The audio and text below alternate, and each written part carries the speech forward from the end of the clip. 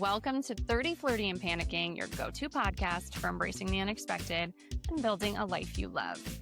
I'm Kelsey, and today's a big one, guys, because we are finally dipping a toe back into the world of dating. Amy Nobile Messing is a powerhouse holistic dating coach based here in New York City, who's known for her warm and intuitive and radically effective approach to finding love. She offers a 4-month coaching program that comes with a $30,000 price tag. And by the end of this conversation, you are going to understand why. There is no shortage of value in what she's going to share with us. Amy has sat down with amazing women like Gwyneth Paltrow, Tinks, the Foster Sisters, and so many others to share her insights. But today she joins us for a conversation specifically catered to us. So whether you are finally feeling ready to get back out there after a dating break like me, or you feel like you've been swiping in circles, this conversation is for you. It's going to completely change the way that you view love and self-worth and dating intentionally to truly bring in a partnership that's worthy of you. And I feel like when it comes to all of these things, it is more fun when we get to do it together. So let's get into it. Amy, I'm so excited that you're here. I'm thrilled to be having this conversation with you. I feel like it's coming at the perfect time for me personally, and I hope that that means it will be extremely helpful to people who are joining us. Well, I'm so happy to be here. Absolutely. Before we get into anything, I would love to just start off by letting you share a little bit about what it is that you do and how you got to this place. So I am a holistic dating coach, and I've come to learn that I'm sort of an interesting breed, the way that I approach coaching. So I never in a million years thought that I would be doing this. This is literally my obsession, the love of my life. I wake up every morning super excited. So I was an entrepreneur. I was in PR and marketing. I left a 20-year marriage, 26-year relationship, and I was spit out in New York City as a single woman in her 40s. And I heard every horror story, and I kind of looked at my dating journey like, I am not going to listen to the haters. I'm going to teach myself how to online date, and I'm going to crack the code. That was my attitude. And I did 3 years of dating in 8 months. I don't necessarily recommend doing that, but I kind of geeked out on it. I love social anthropology and human behavior. So I was stacking dates. I mean, I met my now husband at Joe and the Juice, and it was like date 2 out of 3 that day, mini screener date, just short and sweet. And I started having so much fun once I realized the missing link, which is we're never taught how to intentionally date. And I realized I didn't know who I was. I didn't know exactly what I was looking for. So I kind of paused on early dating. Once I did a deep dive, and then I started asking intentional questions. I redid my profile, and then the magic started to happen. So I meet Brett, and now we're serious. My friends are freaking out. They're like, you've never been happier. Like, you're joyful. You're attracting amazing people. So I started helping them, and I started helping their friends. And then it just sort of turned into Love Amy. I applaud you because I think there are so many people who, and understandably so, end up feeling stuck in life. Like, you just have to tolerate it or go with it and stop dreaming about that there could be a life that genuinely brings you excitement and happiness. And it feels like in many areas of your life, you kind of stumbled upon that in that new chapter. Well, yeah. And if you think about all the different avenues that we take in our lives, this is arguably the most important journey of your life. Yeah.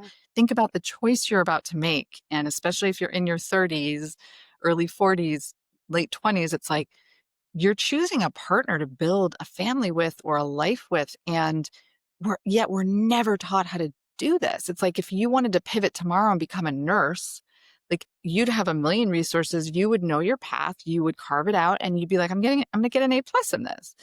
And so I just find it astounding that, I have clients of every age, and especially in their 30s, who come to me having frozen their eggs, and they're like, I'm lost. Like, I'm clearly doing something wrong. You talk about intentionally dating. What is step 1 to being able to intentionally date? Yeah, it's such a great question. So I have this long intake form that I have people fill out. And the first thing you have to do is take a step back, like pause. Mm-hmm. And I have this core values quiz. Anyone listening, I'll DM me on Instagram. I'll send you the core values quiz. And we start there. It's like, what matters to you? Like, what do you stand for? And I remember taking this quiz, and it's so interesting. It spits out your character strengths in order of importance. And for me, gratitude was number one. And Mm.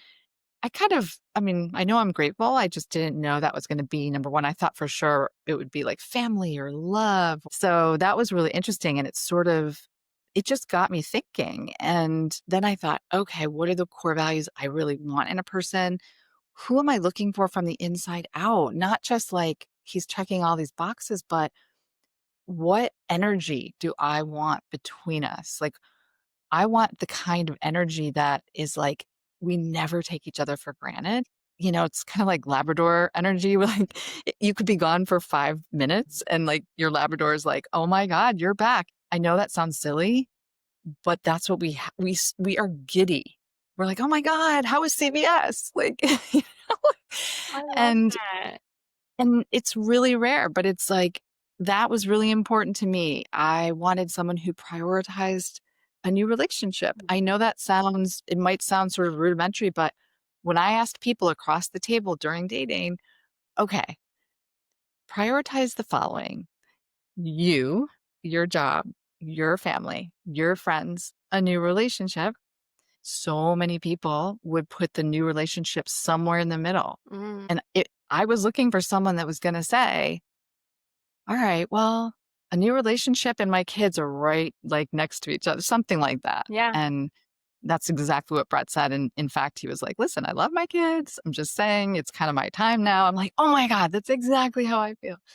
So intentional dating is knowing who you are, really thinking about who you're looking for from the inside out. Mhm. And then really plotting out, what questions am I going to be asking on dates 1, 2, 3, 4 to see if we're aligned? Because it's not about being chosen, it's about being aligned. And I think that if I can impart one lesson, it's like, this is not a race. This is not a grading scale. This is not, oh my God, I want to be liked by everyone, even guys I'm not even that interested in, because what does that say about me?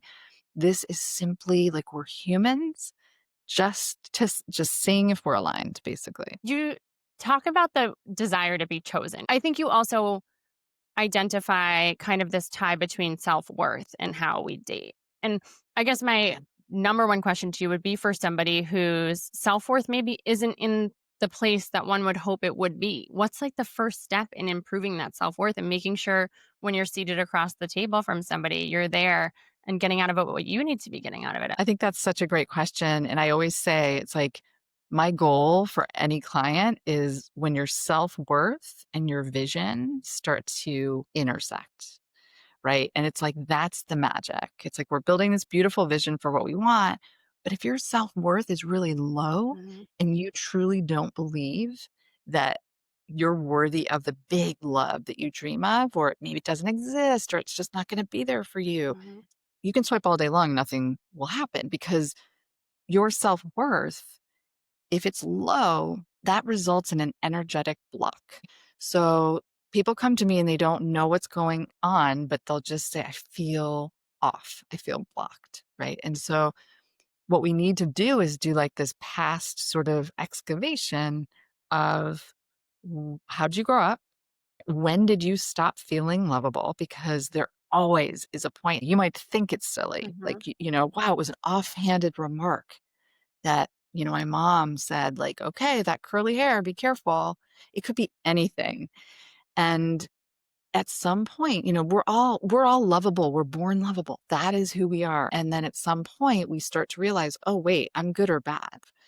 And so we kind of do this past, like, kind of look at your lovability and how you perceive yourself. So if you find that you're trying to be chosen, first of all, you're not alone. And as a culture, we're bred like Disney yeah, princesses, yeah, like, oh my God, I want to be chosen. right, You're not alone, but it doesn't have to be that way. The person across from you is just simply another human with a whole bunch of stuff that they are bringing into the scenario. So I always sort of take a step back and I really try to understand what my clients' special gifts are. Like, we all have them. Are you a really good listener? Are you a champion of your friends? Are you funny, goofy? I think a lot of times we try to be someone we're not, and we have to embrace. And if you don't know what your gifts are, ask a friend, ask a really good friend, and just sit down with them and have them.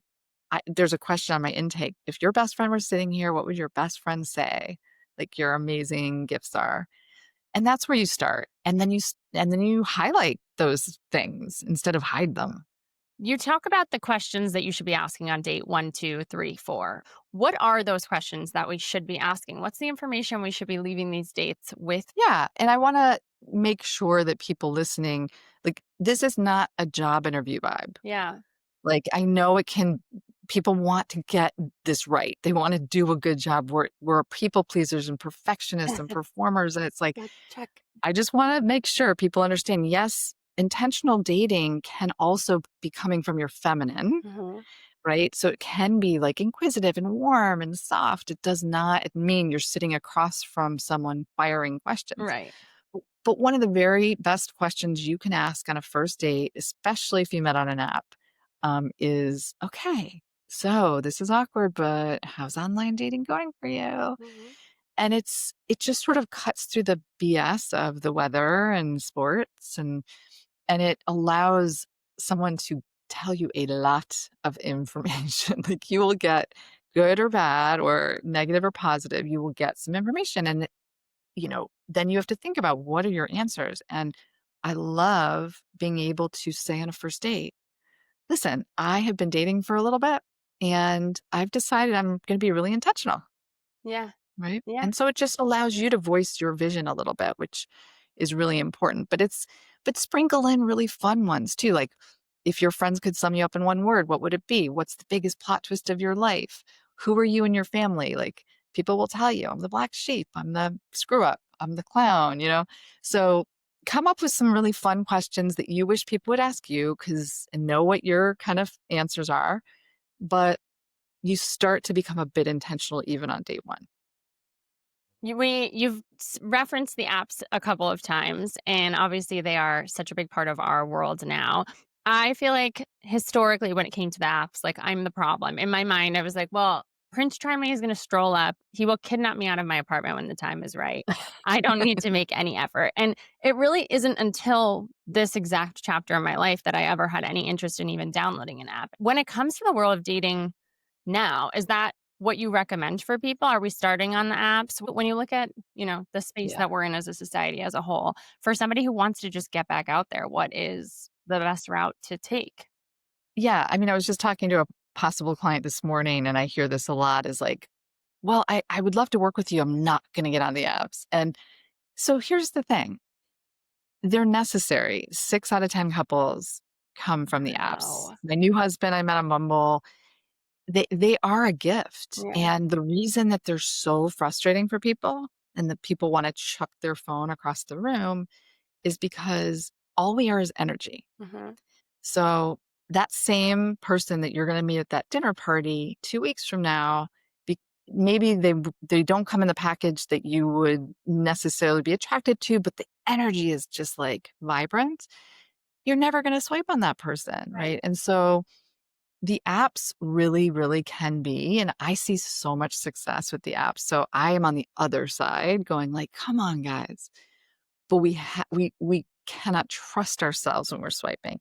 We Hmm. think we're gonna run the tape while you're looking at profiles, and it is hilarious to me. Like, "Oh, no, no, no, look at that t-shirt. Oh, no, he's not funny. Oh, no." And you really, really, really know. You have to come from a much bigger place of yes. Yeah. There are so many options these days when it comes to apps. I mean, I feel like every time I'm turning around, there's a new app with a different peg, which is awesome. And it's great that there are specific things for different people. As somebody who works in this space and does what you do you have a preferred app or combination of apps for people that you're working with? Yeah, and I think it is overwhelming, right? Like, Yeah. everybody is like, "What's the cool one? I wanna be in Raya," or so I'll boil it down. I mean, we're looking at volume, and we're looking at kind of where I see the most matches. I'm a data person, so for me, thousands and thousands of examples later and years later, So really, it's a combination of Bumble and Hinge almost every time. Now, sometimes, like I had a client 68 years old and she met her guy on Match.com, right? So it's, of course, there's gonna be, plenty of fish sometimes can be interesting, but in general, it's Bumble, which has like 3 times the volume of Hinge. So you wanna have them both going because there will be a little crossover, but not much. So That's so interesting to me, and I'm appreciative of that because I would never have known that. I think especially in the world where we're swiping, and I'm to be honest with you, I'm taking it seriously, but I also kind of think of it as like a little activity. Like it's just kind of interesting to see what people put out there and how they're choosing to represent themselves. And I but think that's good. That's the attitude you want. yeah, and I feel like I find that I'm just in a more open space, honestly. So when I am out, I people are striking up conversations that I think at other times I would have presented a bit more closed off. So it's a balance. There's a Good. little bit of real world and Mhm. connecting through technology. But I think it's very easy to get in the habit of you like someone's profile and on to the next and just see what comes back. And I think it was actually in listening to a conversation or something that you shared that said statistically you're better off engaging in some way beyond that. Can you explain a bit about that?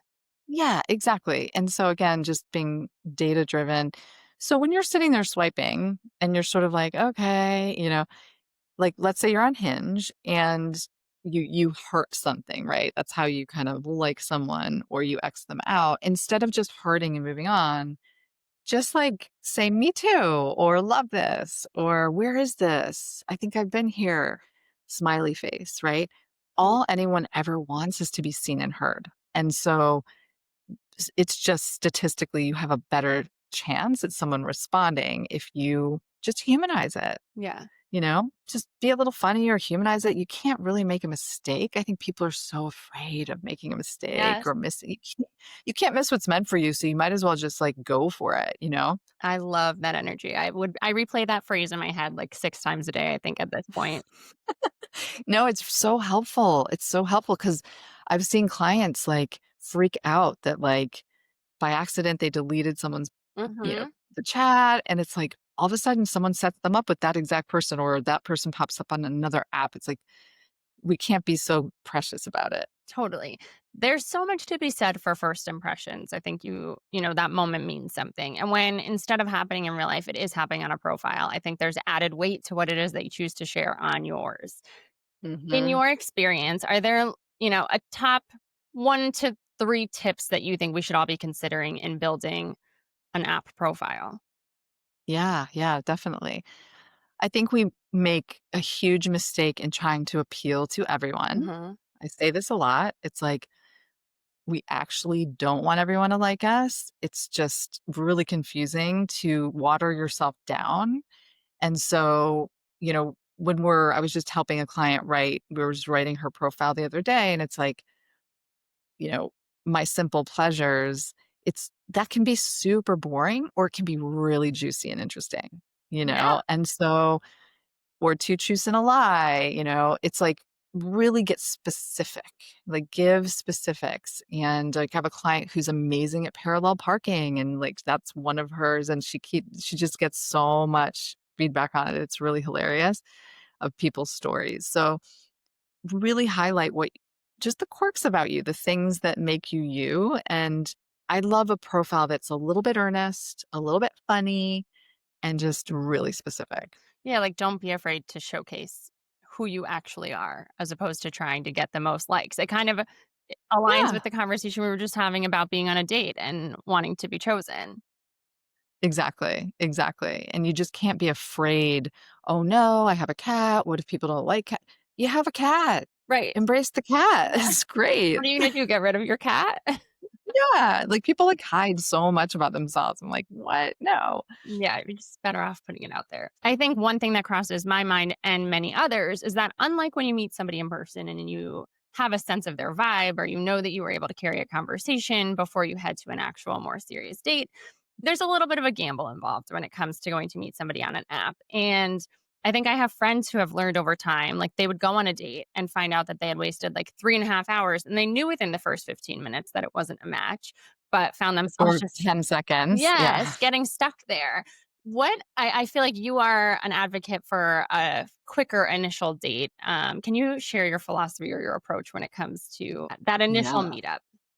Yeah, I learned the hard way, like most of us, where it's like 6 hours into a Saturday night date and you're like I literally was on a date where I'm like, "Sorry, I just have to call my friend really quick," and I would go to the bar and I was, like, doing tequila shots, like and I'm looking at the bartender, I'm like, "Do you see what is happening right now?" And he's like, "I'm so sorry. That is just obviously you guys are not a match." Like, I was stuck. I didn't know what to so, I mean, of course, we've all had that. So, my mini screener date sort of guideline is a first date should be, like, 45 minutes to an hour. Juice, coffee, mocktail, cocktail, always have a heart out. "Oh, thank I can meet you from on Wednesday from 6 to 7, right before my dinner." Yep. So, it's boundaries too. It's like I'm teaching people how to, like, hold their boundaries, make space for dating, but don't get frustrated, Right. and don't give away your time endlessly to people. You don't need to do that. And anybody, by the way, anybody who doesn't respect that, because when you say something, when someone says, "I'd love to take you to dinner Saturday night," and you say, "I can't do that, but I could do Thursday from 6 to 7." Mhm. And anyone who pushes back, because they will, Yeah. and say, like, "Oh, not going to give me dinner, huh?" Unmatched. Right. That tells you what you need to Sorry. know. Yeah. So the mini screener date really will completely change your whole dating game. It's pretty fantastic, and there's nothing better than leaving a mini screener date, like, both of you wanting more. Yeah. Yeah. You're like, "Oh my gosh, oh my god, are you free next week? Let's do dinner." Because the second date's actually your real date. And then you're like, "Okay, your guard is a bit down. You've done a vibe check." Right? So it's a good rule. Let's talk about chemistry. I think that that's another thing that people are so freaked out about. And I have met people where there's instant chemistry, and I have met people where that's not the case and it has built over time. Yeah. What should people know about chemistry? Such a great question, and I think there's a lot of misinformation about chemistry, and again, what we're conditioned towards is like, "Oh my god, it's butterflies and it sparks." So, reverse chemistry is really the real deal. That's what we're looking for, and reverse chemistry is and I'm not saying if it is a full body no and you're like, "Amy, do not ask me to kiss this individual," like, after a couple dates, I get it. I'm like, I will never make a client keep going. But if you're sort of neutral and you're like, "I don't know, that this person's sort of cute, but I don't know if I feel it," what you're lacking is emotional intimacy. So that's why the intentional dating is so important. So you're starting to peel the onion and see what's underneath. We're all wearing masks on early dates, all of us. Yeah. So I think a mistake people make is they just stay surface level. Like that's why intentional dating is like, "Oh my gosh, remember you said you had that meeting. How'd your presentation go? Tell me. Oh, you got nervous? Oh, me too. I get nervous too." It's like we've got to be able to connect on a deeper level and find those alignments. Yeah. And so once you start to do that, I mean, I remember being on a date with someone and I convinced. I was like, "There's just nothing. There's no way." And then I asked the question, "What's the biggest plot twist of your life?" And he was like, "Well, I had cancer when I was 20. And now I feel like every day is a gift." And I mean, the world stopped. I was like, "Wait, tell me more. I love this mindset." And we ended up dating for a while. So I think, just really peeling that onion and going deeper, and then the chemistry really can start to take off. And it goes in reverse and it keeps getting better and better and better. I think, it's like the age old conversation. As somebody who works in your line of business, do you have any guidelines for your clients when it does come to intimacy? Is there anything that you advise for your clients specifically in that space? Yeah, it's a great question. I have a question on my intake about that. And I think most people will say, "Yeah, I'm really nervous to go too quickly and get too physical because I'm going to get attached." Mhm. So if you know that about yourself, like I don't like rules per se, but what I find is like the first 3 days, like the first one's a mini screener. The second date, you're at dinner. Third date, I love an activity date, like go play darts, like go, take a walk and have ice cream but I like an activity bowling because it's like that's where the humor can kick in. Totally. After the third date, like hopefully you've had a juicy kiss, maybe you had a street makeout. I'm not, prissy about it. But after the third date, then go for it. Like then I think things can get a little bit more physical. And if you want to have sex, fine. I don't, Yeah. but if you're diving in and having sex after like, a whirlwind first date, Mhm. that's when people get into trouble because that's when like everything gets a little mushy and confusing. And it kind of like interrupts that flow of energy that you want. You want that emotional intimacy to just kind of keep flowing. And I just find that that kind of throws people off. Yeah, totally. That makes sense. An area that I think people particularly struggle with is past relationships. Hmm. Hmm. What guidelines would you share about that? When is it appropriate to nod to a past experience or ask about someone's dating history? Should you be asking those questions? And if so, what does that look like? Yeah, I mean, it cracks me up. Like this is so critical and this is how we're conditioned to shy away from the most important things. Like why waste any time with someone who literally just got their heart crushed Yeah. about 10 seconds ago Yeah. and their readiness level on a scale from 1 to 10 is a 2 or a 1 or a -1 and you're an 11. Like you're ready, you've done the work. So I've got these 4 pillars that we have to check in early dating, and the 4 pillars are chemistry, which we just talked about, emotional maturity, readiness, and core values, right? Readiness is always the toughest one for people to assess because people will put I'm ready in their profile. And even on a first date, they'll be like nodding. Okay, yeah. But what we need to ask is like, okay, so and again, this is probably not a first date question, but it can be a second or third date question, which is, okay, so where are you? Like what phase are you in your dating life? Right. Like what phase? Are you in like, oh, fresh out of a breakup phase? Are you in kind of like, I don't know, I'll know it when I see it. I'm just having fun phase? Or are you like, oh no, I'm being intentional. Like I'm ready to find my person. I think we have to normalize this. We have to normalize it. And it doesn't have to be so scary. And by the way, if someone across from you is their eyes are rolling around, popping out of their head, that's information for you. It doesn't mean you did anything wrong. You're just not aligned. If you are at that 11, right? And you have done the work and you're excited to get back out there and you want to be intentionally dating for a relationship and somebody is maybe in that middle area or isn't a full, Mhm. 11 right there with you. How aligned do you need to be in that space? Yeah, yeah. Oh my gosh, I love this. Well, you can run if they say, no, I'm kidding. But it really is sort of a trick question. So, this is again all my data that tells me that anything other than a 10, Yeah. okay, if someone sits across from you, I remember a guy looking at me saying, oh, yeah, I'm a 9, I'm a solid 9. And I said, that's so interesting. What do you think you need to get to a 10? Yeah. And he said, I think I need to travel for a year. Wow. And I said, okay, that's awesome. You should go do that. I won't be there. So, it's really being brave enough to I call it voicing your vision. It's like, Mhm. really knowing what you want and knowing you deserve it and weaving these questions in a way that doesn't feel that feels like you. Right. Like I love the question on the second or third date, like, okay, so if your ex were sitting here with us, like what would your ex say? Like, oh, greatest qualities and maybe the one challenging quality, right? And so there are ways to sort of weave in, you know, these questions. So there's readiness when it does come to conversations surrounding an ex. Like, should you be asking questions like what went wrong in that last relationship? Should you be getting into anything in any great level of detail, or is it really just about gauging where they're looking to go going forward?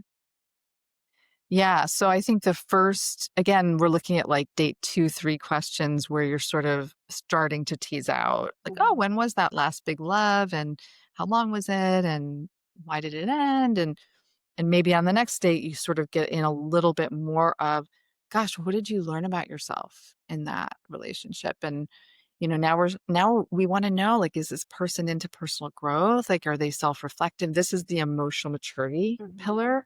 Because if someone shuts down and they're not able to like name their feeling or even go there a little, a lot of people will shut down. Yeah. They're like, oh gosh, I mean, I don't know what I learned. I mean, they're kind of they were XYZ and I don't then it just gives you information that, wow, if they're not even able to go to that level of, "Hey, listen, you know what? I I realized maybe I was a little needy," or I realized that we just weren't on the same page and they're speaking either respectfully or disrespectfully about their ex, that's information too. So, Yeah. you know, again, you just have to practice. And I think that's a point I really want to make is I see people waiting to go on quote unquote the perfect date or they're waiting for the perfect profile. It doesn't work like that. It's the opposite. Like you have to just get out there Yeah. and start dating people who are, I call it in the zone. They're checking a few boxes and then it's low stakes and let people surprise you. Practice. Like you have lessons to learn before your person will arrive. Yeah. So you can either go on lots of dates and practice and learn those lessons, or you can sit home and wait for something to happen that is going to take a long time to happen. And that's what I see people doing. Yeah. And I don't I don't want to trivialize it by tossing out the red flag phrase, but in dating, in those first few dates, what are I mean, you're just talking about if someone can't even have the conversation or that really freaks them out or gets them into a tizzy or, there's Mhm. total lack of accountability and bashing or whatever it might be. What are some of the other red flags that you think people often just overlook in those beginning initial stages? Yeah, I think sometimes we're so busy trying to be chosen Uh-huh. and people please our way through dates that we're not actually like stepping back and like, is this person asking questions Uh-huh. about you? What are they curious about? Uh-huh. And once you start realizing like I have a client right now and it's in her profile. I love this so much that she's looking for conversation that feels juicy and like a great tennis match, you know?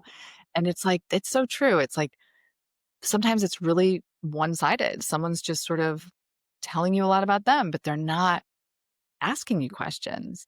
So you've got to like slow it down and realize like I have this post-date worksheet. It's like, and I encourage everyone listening, journal through your dating journey. Like Uh-huh. bring a journal on the date, have it in your bag. They leave and you're like, I'm just going to stay for a few minutes and journal out. How does my nervous system feel? Did I laugh? What questions did they ask? Yeah. What, and because you'll kind of forget over time and maybe you think they're hot and you good chemistry at the beginning, but then so you overlook these other things like, wow, they didn't ask me one question. Yeah. So I think that's a big one. What about green flags? What are some of the green flags that we can be looking for in those first 3, 4 dates? Green flags are like active listening, Yeah. someone who really is listening, someone who is asking you follow-up questions, someone who is warm and validating. I think everybody wants to be seen and heard. Like, ask yourself, did I feel seen and heard? Mhm. You may already have written this person off in your head because they're not checking certain boxes, but then you leave the date feeling really good and you feel like, oh my gosh, how much of yourself did you show? Did you walk away feeling like I was really me? Like I was really me on that date. Yeah. Those are green flags, and don't go on another date. Don't necessarily dismiss it just because, oh, well, he actually is my height. I really want someone who's so much taller. It's like, we've got to like take a step back. This is 1000% a me problem, but I think that I have and I've taken time to pay attention to these things, but I think I have a fear of, like, settling. Mhm. Uh, I think if it doesn't feel like magic and fireworks and I'm being challenged, I get worried about that and I get in my head about that. However rational or irrational that is, what can you say about settling? Yes. First of all, you're not alone. Like that is something it is a massive fear I see over and over and over again. It's a product of our culture Mm. of being bred to be perfectionists. Mhm.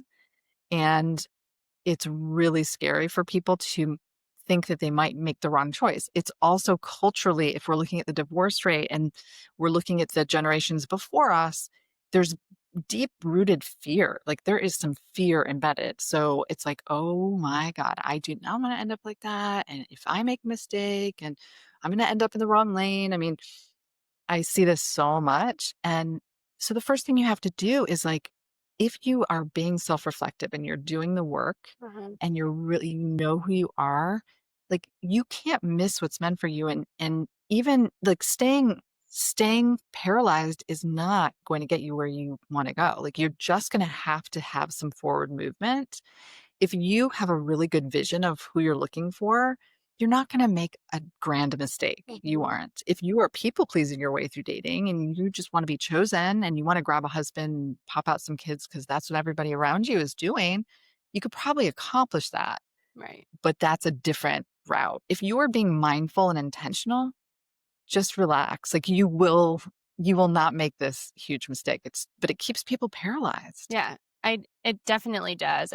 I think what I have learned later in life, right? Like in my 20s, I built my career. I was so focused on making it in TV. I wanted my dream job at my dream show and all of these things, right? And I just stayed focused on that. And it doesn't mean that I didn't go out on dates. I did, but it was not a priority. Despite the fact that I know with every fiber in my being that I want very badly to be a wife, to have a husband, and to build a family. That is something I would love to do.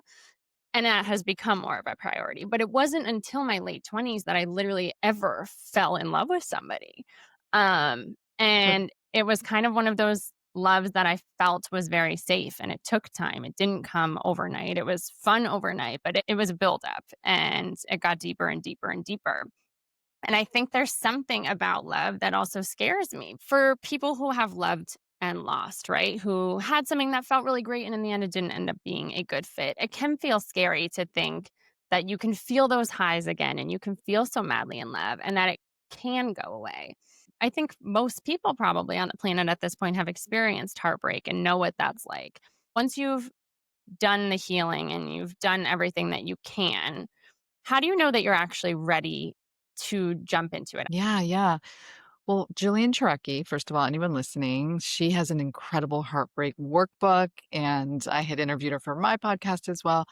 She is really one of the experts in that field. So it's heartbreak is gutting, and it is it becomes a wound. It can be very traumatic, and so taking a dating pause, right? While you are being really reflective over, like, where did I come from? What did love look like for me growing Mhm, up and in my past relationships? Was this part of a pattern for me? mhm, How do I want to show up differently in my dating life?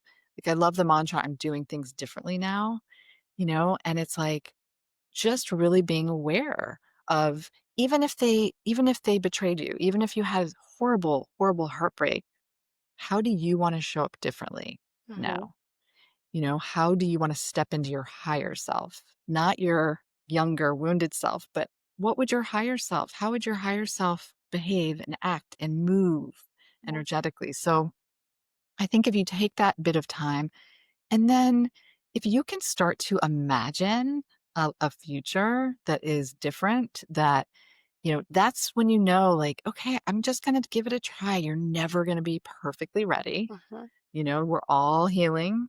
But if you can start to just be a little playful and be imaginative about, like, wow, okay, like, I'm starting to feel like there's something else for me, then just start to go for it. this podcast is rooted in the concept that you look to the left or right and you can immediately be made to feel like you are falling behind in some area, whether it is personally or professionally, whatever that might look like for you.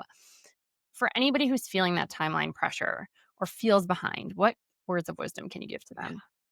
Yeah. And I mean, I hear this all the time. That is just the timeline is manufactured. I mean, I understand. I get it. I work with clients who freeze their eggs and they're looking at the clock and freaking out and stressing out. So I understand that. But we have to figure out what we can control Mhm, and what we can't. And if you take a blank piece of paper out right now and you fill it up with all the things stressing you out, then go through that list and with a highlighter, highlight the things on that list that you can actually control. mhm, There's just a few. So we've got to let all that other stuff go and really, really embrace who we are now, what we want, and how we can find joy every single day because we're not ever going to be able to orchestrate our lives. I didn't get married at 28 thinking, wow, I'm going to be in this marriage for 20 years, have two kids, and then I'm going to waste myself out of it. I mean, I've never been happier at 56 with the love of my life. We both look at each other every morning. Our mantra is, we get to do this. it is stunning to me. I wouldn't change a thing in my life. And everybody's journey is going to be different. There are going to be some disappointments because expectations versus reality. But I love that whole idea of replacing expectations with gratitude, Hmm. I love that. whether it's on a date, whether it's your life path. I mean, go for it. Of course. Like we are, we want to we want to dream big and we should, but you have to have intention plus action and then let everything else go that you cannot control Hmm. and spark joy. And that will bring you so much more happiness on the path. Can I ask you, there are so many people who will pick something that's familiar, even if it's making them happy, rather than take that leap, right? And I can imagine that leaving a 20-year marriage would be a very challenging decision to make. I'm sure it's not one you woke up in the morning and decided to make. But for anybody out there who might be feeling that way, who feels like they are in a relationship that is no longer serving them or their family, it's just not the best thing. Is there any advice or words of encouragement you can give to somebody to take that jump when they have reached the conclusion that it is not the best thing for them or their family? Yeah, yeah. It is so tough to be in that space and looking over the cliff into this negative space of like, I don't know what's on the other side. But the universe is working in your favor in ways that you cannot even know. And if you have a dream in your heart and you know it, you know there's something more for you, I have chills. Oh, you have to take the leap because you will be met with the opportunity. It's there. If you can imagine it and you know it in your gut, then that means it's waiting for you. And I see it over and over and over. Sometimes I spend the whole 4 months helping someone remove themselves from a relationship that they know is just not it. And I mean, my gosh, I mean, there's so much love waiting as long as you can just take the leap. Oh, I love that. You're sitting here because you are a wealth of knowledge in this space. And I have, like I said, 7,000 questions I could ask you. You could be here until tomorrow. You have had conversations with some really interesting figures. Gwyneth Paltrow tapped you, Tinks, all sorts of different Mhm. people in all different age ranges. And it made me wonder, all of us are coming to you to learn information and learn from you. Is there anything you've learned from the conversations you've had with other people that has really stuck with you? I love that question so much.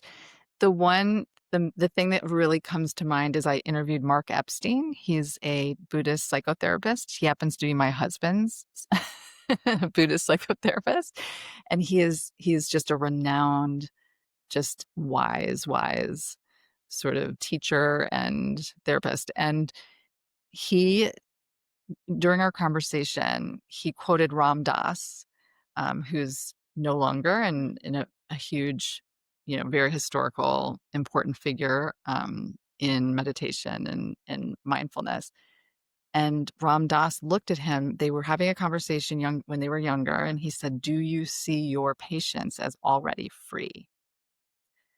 And it struck me so much that that is exactly how I feel when I'm working with someone. I can see through all the masks and I can see through all the stuff they carry and the shame and the low limiting beliefs and the low self-esteem. And I can see their freedom and I can see their magic and I can see their gifts. And so to me, that was such a light bulb of like, wow, yeah, that is my whole purpose is to reflect back the magic to everybody. So I loved that.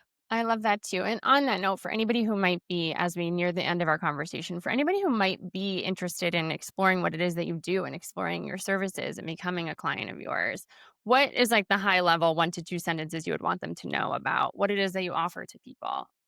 Yeah, well, you can go to loveamy.co, and I have all the information there. It's an intensive 4-month program. It's one program only, and it's really transformative from the inside out, and it really allows you to go deep into owning your work Mhm. and then attracting exactly the love that you deserve. So, I love that. You speak very well to this. Your services don't come at an inexpensive cost. Um, mhm.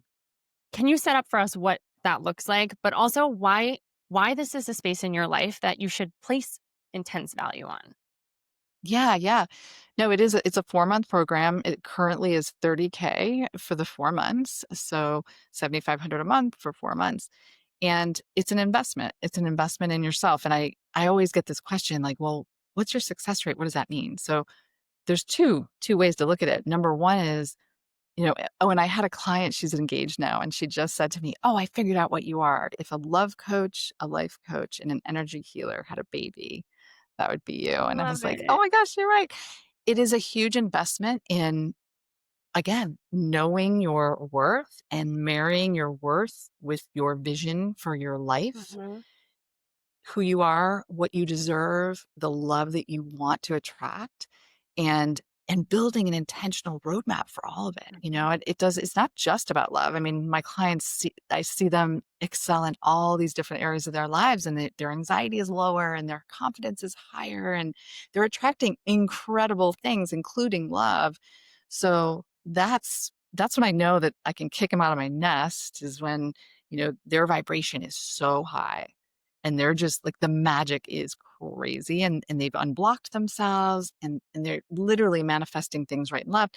And then of course the next measure of success is like, all right, well, where's your love? Where's your person? And that's a very, very, very high rate within about 18 months. So Amazing. that's how it works. Amazing. Well, I am so appreciative for you joining and having this conversation. I'm so excited to implement some of the things that you Yeah. shared with us today. Thank you so much. And thank you. I'm Amy Nobile Messing, and I hope you leave this conversation feeling 30, flirty, and completely empowered.